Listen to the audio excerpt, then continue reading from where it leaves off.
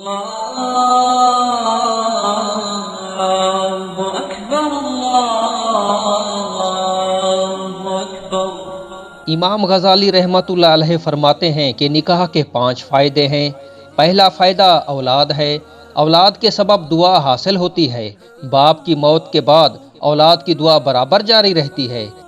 دوسرا فائدہ نکاح میں یہ ہے کہ آدمی اپنے دین کی حفاظت کرتا ہے اور شہوت جو ہتھیار ہے شیطان کا اسے اپنے سے دور کرتا ہے۔ اس لیے نبی کریم صلی اللہ علیہ وآلہ وسلم نے ارشاد فرمایا کہ جس نے نکاح کیا تو اس نے اپنے آدھے دین کو حفاظت میں کر لیا۔